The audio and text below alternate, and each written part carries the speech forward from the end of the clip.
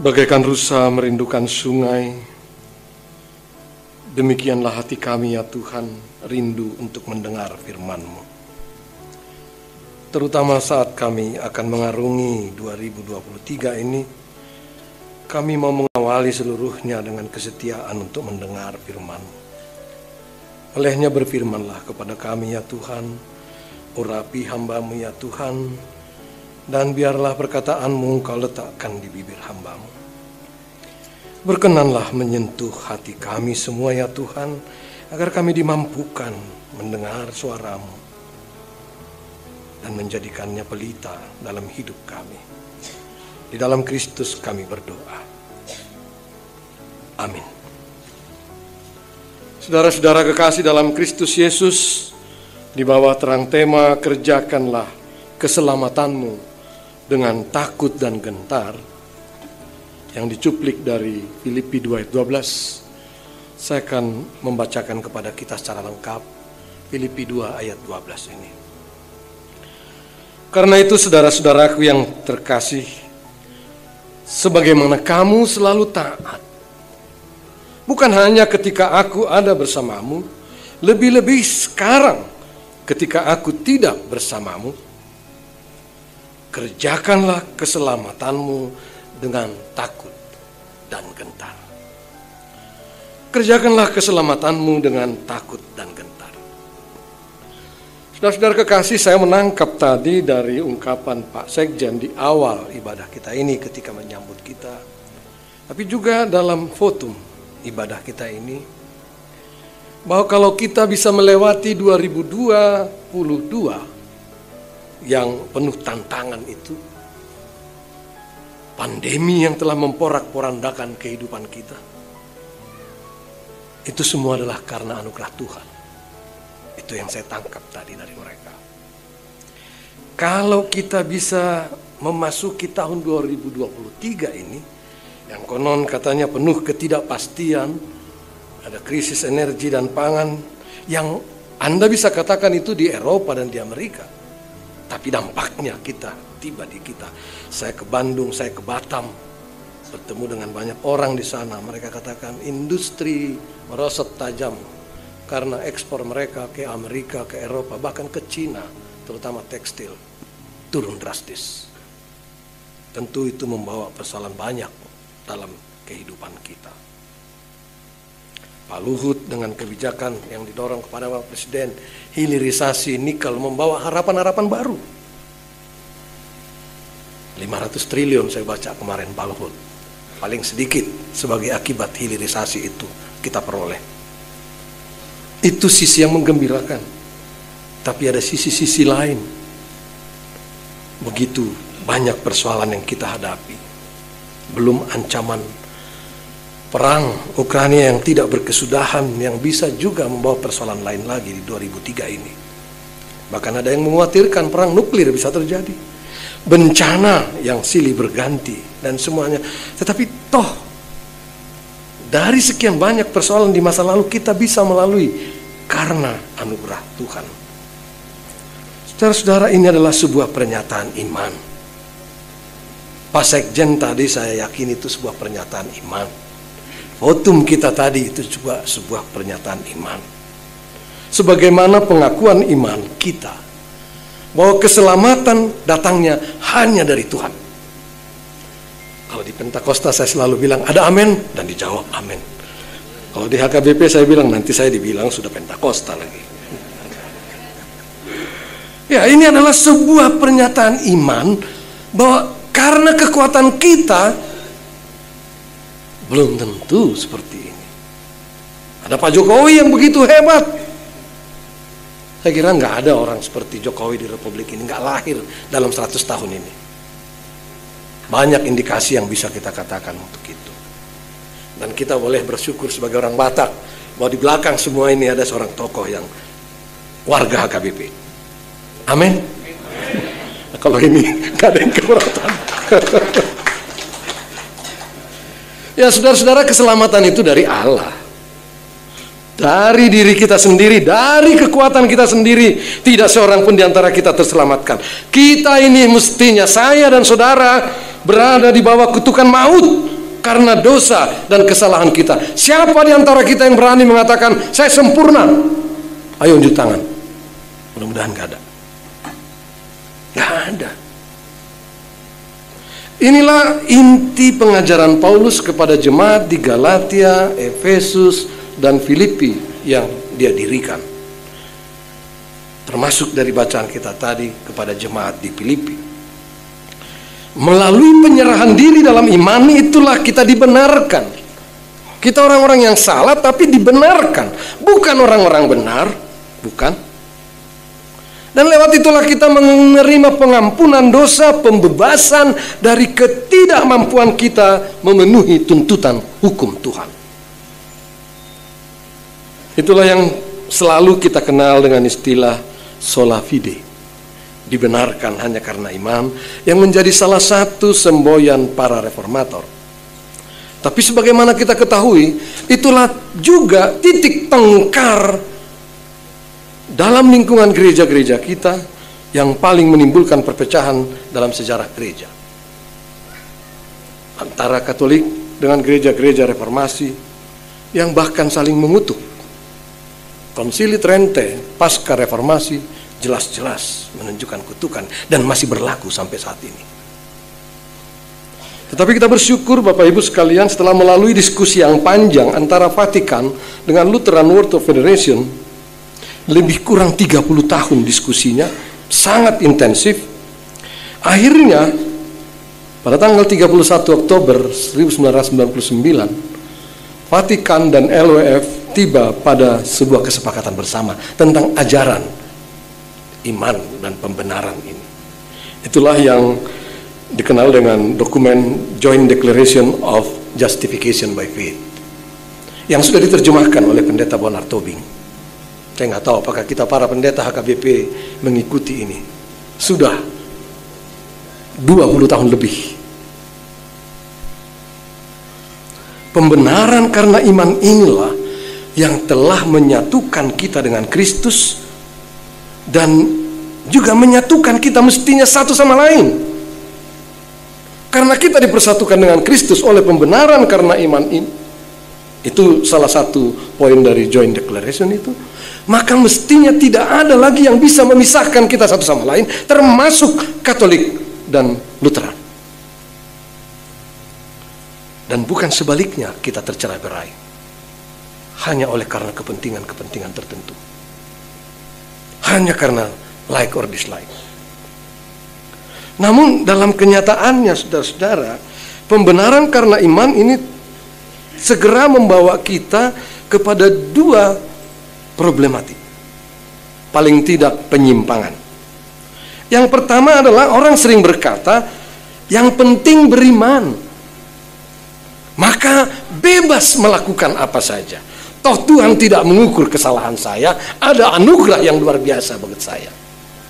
Bahkan dalam kitab Roma Paulus katakan, apakah Anda bisa berani mengatakan sekarang makin banyak dosaku, maka akan makin banyak anugerah saya peroleh dalam hidup saya. Dan kecenderungan itu ada dalam hidup kita. Maka lahirlah orang-orang yang disebut dengan Kristen KTP. Dia Kristen, tapi kekristenan entah dibawa kemana. Karena ajaran tentang pembenaran karena iman itu tadi, yang ditentang habis-habisan oleh Katolik. Katolik katakan nggak bisa, bisa kacau kalau begitu. Hukum bisa nggak berarti kalau begitu. Saudara-saudara Kristen KTP ini, iman itu bukanlah KTP yang bisa dibawa-bawa kemana-mana dalam saku. Tapi bukan pula seperti papan billboard untuk dipamer-pamerkan. Bukan. Iman adalah untuk disaksikan, bukan hanya sekedar di KTP. Iman adalah untuk dimanifestasikan melalui seluruh aspek kehidupan kita. Kamu adalah terang dunia.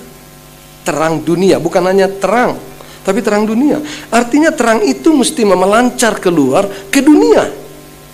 Dan oleh karena itu setiap orang Kristen harus memiliki kepedulian terhadap apa yang terjadi di sekitarnya. Nggak bisa kita membangun gedung gereja besar-besar, tapi masyarakat di sekitar kita kehidupannya carut marut. Itu kecenderungan yang terjadi di kota-kota besar sekarang ini. Di sisi lain, kamu adalah terang dunia juga berarti pada prinsipnya tidak ada kekristenan yang tersembunyi. Dan ini adalah peringatan Tuhan kepada mereka yang dengan enteng menyembunyikan imannya ke bawah karpet hanya karena jabatan, promosi, jodoh, materi, dan sebagainya. Saya sering sekali belakangan ini mengatakan, banyak orang beriman dewasa ini menjadi penganut ateisme praktis. Lantas protes, loh beriman tapi ateis, gimana ini Pak Ketua? Saya katakan begini, ya, kita memuja Allah dalam doa dan kidung-kidung pujian kita, tetapi mematikan Allah dalam perilaku kita. Kita yang mengusirnya dari keseharian kita. Banyak pendeta-pendeta yang khotbahnya berapi-api, kesehariannya amburadul. Lihat saja di medsos. Caci maki banyak bermunculan di medsos, dan saya kaget itu pendeta. Bukan pendeta KBP Pak Eporus. Itu pendeta.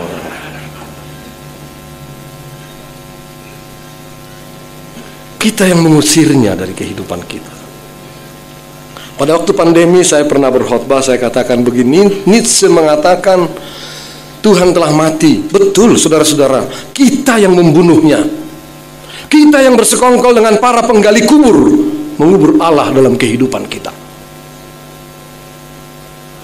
Mestinya orang beriman itu menerima status baru sebagai garam dan terang. Dan implikasinya adalah terang selalu bersifat menelanjangi kepalsuan.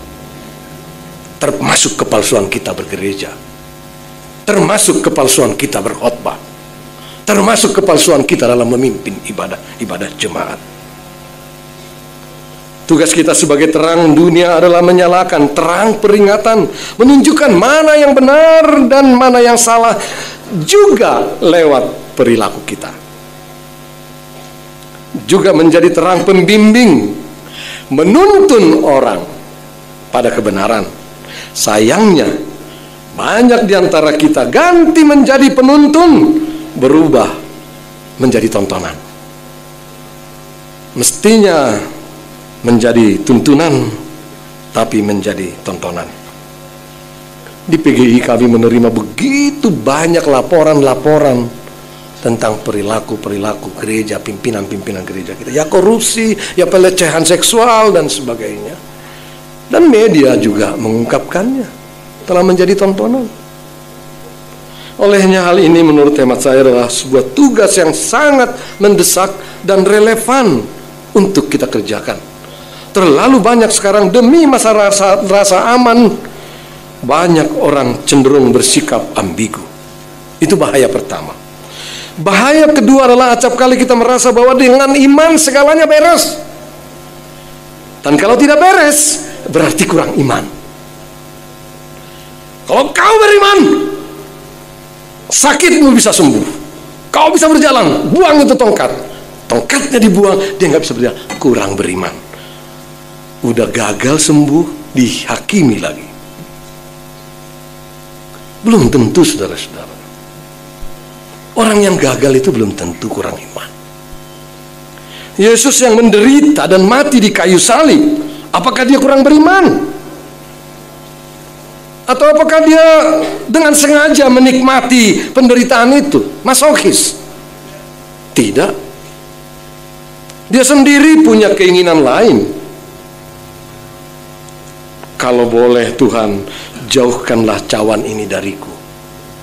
Dia punya keinginan lain. Tetapi dengan imannya dia berkata, bukan kehendakku Bapa, jadilah kehendakmu. Dengan beriman saudara-saudara, dengan kekuatan beriman pembenaran ini, masalah tidak akan selesai. Masalah bukan berarti tidak akan mendatangi kita. Penderitaan dan malapetaka juga bisa menimpa orang-orang beriman. Lihatlah Ayub sebagai contoh. Maka janganlah cepat-cepat menghakimi orang yang ditimpa musibah, misalnya dengan iman, seperti kalau ada bencana berarti itu sebuah kutukan Tuhan dan sebagainya. Masalah bisa datang silih berganti pun dalam kehidupan orang beriman. Yang membedakan orang beriman dan yang kurang beriman adalah bahwa orang beriman mengembangkan seluruh potensi yang Tuhan berikan kepadanya, sehingga dia tetap mampu bersyukur di tengah berbagai tantangan yang dihadapi, di tengah berbagai persoalan yang dihadapi. Dengan iman dia dimampukan bersyukur. Dan rasa syukur ini memberi kita perspektif baru dalam menghadapi persoalan itu. Itu sebabnya orang beriman tidak ada yang hidup biasa-biasa saja. Orang beriman selalu hidup luar biasa. Mengapa? Karena sadar penuh Tuhan membenarkanku di tengah kelemahan dan kegagalanku. Tuhan menyelamatkanku. Itulah iman tadi. Tuhan sungguh-sungguh mengasihiku. Karena itu apalagi yang kukhawatirkan. Maka bisa konsentrasi penuh untuk menyelesaikan persoalan. Orang beriman tidak pernah biasa-biasa. Saya punya kesaksian pribadi ini. Bukan saya mau kultus individu sama sekali, enggak. Saya banyak bertemu dengan pejabat negara kita, para menteri, termasuk Pak Luhut. Setiap kali saya berkunjung ke tempat Pak Luhut sebagai ketum PGI, sebelum berkunjung saya sudah daftarkan beberapa masalah. 1, 2, 3, 4, 5. Satu yang saya alami dan saksikan sendiri, Pak Luhut ini nggak pernah menunda persoalan. Dari 5 masalah yang saya bawakan, paling sedikit 4 itu selesai di tempat. 1 lagi mungkin butuh tindak lanjut. Itu orang yang bekerja secara penuh karena punya keyakinan penuh Tuhan ada di pihakku, maka tidak ada perlu kukhawatirkan. Angkat telepon sana sini pada saat itu juga harus tuntas. Itulah yang diungkapkan oleh tema kita ini. Kerjakanlah keselamatanmu. Dan ungkapan yang dipakai saudara-saudara dalam, ini hilang lagi di halamannya. Ungkapan yang dipakai untuk kata kerjakanlah ini dalam bahasa Yunani adalah sebuah istilah yang menggambarkan kerjakan dengan sungguh-sungguh dan tuntas. Kenapa saya ungkapkan pengalaman tadi, Pak Lu? Bukan apa-apa kan? Ungkapan kerjakanlah ini tidak bisa setengah-setengah. Itu ungkapan yang mengatakan kerjakan dengan sungguh-sungguh dan tuntas. Selesai. Kerja keras, disiplin. Tidak kebetulan bahwa kata disiplin punya akar kata yang sama dengan istilah murid-murid Kristus yang dipakai, discipleship. Discipleship adalah pemuridan. Discipleship ini punya akar kata yang sama dengan disiplin. Disiplin dalam bahasa Inggris, discipleship, akarnya disiplin dalam bahasa Latin. Sehingga murid-murid Kristus, orang beriman, mestinya hidup berdisiplin, menaati segala tugasnya sampai tuntas, dengan penuh kerja keras, dengan penuh disiplin. Sayangnya di Republik ini, disiplin itu makin hilang. Dan itulah yang diungkapkan oleh Presiden Jokowi, perlunya revolusi mental. Sepemahaman saya, pendidikan disiplin yang terbaik di Republik ini sekarang ada di militer. Dan kepada kalangan sipil sedang diteruskan oleh Lemhanas. Ada baiknya HKBP juga mengutus pendeta-pendeta kita ikut dalam pendidikan di Lemhanas. Saudara-saudara, Tuhan membenarkanku, menyelamatkanku, dan itu membuat kita selalu harus bekerja. Dan itulah adagium yang muncul dalam kekristenan kita dari bahasa Latin biasa kita kenal ora et labora, berdoa dan bekerja. Ungkapan ini muncul, saudara-saudara, ora et labora, karena ada kecenderungan warga gereja kita mengajukan begitu banyak permintaannya melalui doa, tetapi tidak berusaha lewat karya untuk mewujudkan isi doanya. Dari daftar doa yang begitu banyak itu, tapi dia nggak bekerja untuk mewujudkan doanya itu. Berkati saya Tuhan supaya saya selamat tiba sampai di kantor, itu isi doanya. Tetapi di perjalanan dia aut-autan dengan kendaraannya, tidak mematuhi peraturan lalu lintas dan sebagainya. Itu sebagai contoh. Dia hanya asyik berdoa dan berdoa, tetapi mengabaikan dunia kerja. Konon bagi orang-orang Yunani, khususnya para penganut Neoplatonisme, bekerja, apalagi kerja fisik, merupakan kehinaan. Pekerjaan yang paling mulia bagi mereka adalah kegiatan berpikir guna mencari Sofia, menjadi filsuf. Itu yang paling mulia. Termasuk di dalamnya latihan-latihan spiritual, berdoa, bermeditasi. Dunia materi, termasuk fisik, dianggap rendah dan hina, dan karena itu mesti dihindari. Jadi pekerjaan sebagai polisi Pak Simajuntak, atau sebagai ahli hukum perundang-undangan Pak Lambok, itu lebih rendah daripada pekerjaan para pendeta. Maka kalau kita ngumpul berdoa, kan kecenderungan kita, Pak pendeta lah yang mimpin doa. Itu cukup lama dalam sejarah gereja. Panggilan membiara itu panggilan paling mulia. Tentara, pedagang, yang lain-lain itu di bawah status para biarawan. Iman Kristen sesungguhnya tidak membedakan bidang kerja yang mulia dan hina. Tidak ada itu. Iman Kristen juga tidak memandang kegiatan berdoa lebih tinggi dan mulia daripada bekerja. Pak Robin bisa nggak setuju dengan saya di sini. Sekalipun dalam perjalanan gereja ada juga kecenderungan membedakannya. Itu yang saya katakan tadi. Yang mulia lebih mulia membiara. Dalam kaitan inilah Rasul Paulus menegur jemaat di Tesalonika yang kita baca dalam pembacaan epistel tadi. Jemaat di Tesalonika yang salah paham mengenai ajakan berdoa ini. Karena pembenaran karena iman tadi, mereka menganggap sudah selesai semuanya, tinggal hidup fora-fora dan tidak mau lagi hidup bekerja. Ada orang yang akhirnya dengan doa hidup bermalas-malasan dan menggantungkan hidupnya kepada pekerjaan orang lain. Itu fotum kita tadi. Paulus katakan, bekerja dan berdoa merupakan kegiatan yang sejajar dalam hidup Kristiani yang utuh.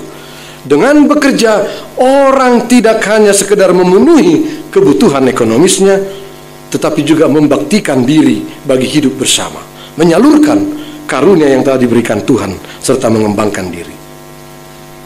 Itu sebabnya saya selalu katakan, ora et labora harus diikuti dengan ora es labora. Jangan memilah bekerja dan berdoa. Ora et labora itu seolah terpisah, berdoa dan bekerja. Tapi ora es labora adalah berdoa adalah juga bekerja. Kerja itu adalah doa kita. Maka doakanlah yang kau kerjakan dan kerjakan yang kau doakan. Maka kerjakanlah keselamatanmu. Itu intinya. Dan Paulus segera sambung dengan takut dan gentar. Ini bukanlah ketakutan seorang pendeta kepada Epaurus atau sekjen atau kadep. Bukan. Bukan juga takut dan gentar karena membayangkan akan dimutasi. Saya udah bebas dari situ, tahun depan saya pensiun. Mestinya takut dan gentar itu datang dari kesadaran diri atas ketidakberdayaan untuk menjalani hidup ini.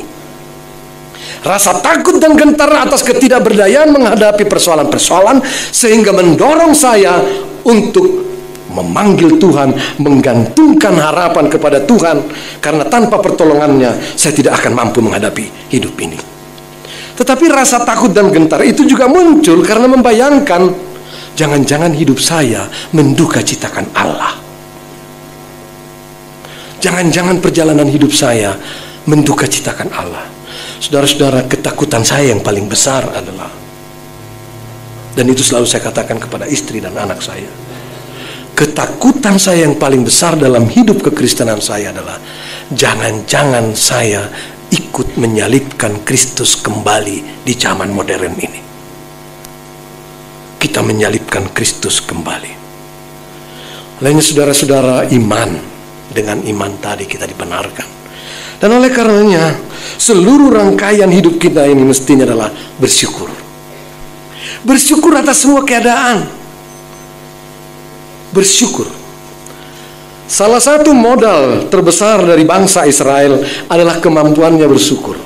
Bayangkan Bapak Ibu, sebagai bangsa ini 350 tahun berada dalam perbudakan di Mesir, 150 tahun di pembuangan Babel dan Syria, 500 tahun dalam himpitan. Tetapi peluang baru selalu tersedia bagi mereka. Kenapa? Karena mereka tidak pernah lupa bersyukur. Karena mereka selalu menyanyikan kemuliaan Tuhan. Bersyukur karena pembebasan Allah atas nenek moyang mereka. Maka kita semua, saya ajak untuk selalu ingat pembebasan itu, yakni keselamatan kita. Oleh karenanya nyanyian baru harus terus dinyanyikan. Dan disinilah peran kita sebagai gereja, mengajak dan mengajarkan kepada umat untuk menyanyikan nyanyian baru. Tetapi nyanyian baru yang saya maksudkan adalah kemampuan kita untuk selalu melakukan reinterpretasi dan mengaktualisasikan karya keselamatan Allah dalam kehidupan kita. Itulah yang selalu disebut sebagai reinterpretasi dan reaktualisasi di tingkat praksis. Kalau tidak, gereja kita tidak ubahnya dengan paguyuban atau komunitas-komunitas sosial. Kredenda tanpa agenda berbahaya bagi gereja. Pengakuan iman tanpa tindak nyata itu sangat berbahaya bagi gereja. Akan bisa menjadi fosil. Oleh karenanya sekali lagi, ibadah syukur kita ini tidak boleh berhenti di sini.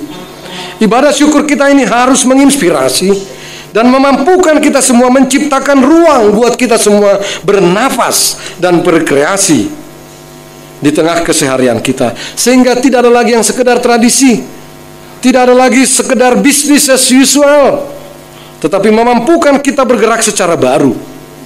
Itulah sebabnya nyanyian baru harus selalu diciptakan dan dinyanyikan, yakni kemampuan untuk selalu melakukan reinterpretasi dan reaktualisasi karya keselamatan dalam keseharian kita. Maka tantangan terbesar kita di 2023 ini adalah bagaimana kita bersyukur dengan merubah kata-kata menjadi tindakan. Merubah akta-akta gereja kita, akta-akta iman kita, akta-akta liturgis kita ke dalam agenda-agenda konkret. Menerjemahkan isi pujian dan kesaksian kita dalam tindakan. Mewujudkan isi doa-doa kita kepada tindakan. Atau dengan kata lain, kerjakanlah keselamatanmu. Tidak ada keselamatan tanpa inisiatif Allah, betul. Tetapi apa yang ditawarkan Allah dalam bentuk keselamatan itu harus kita respons.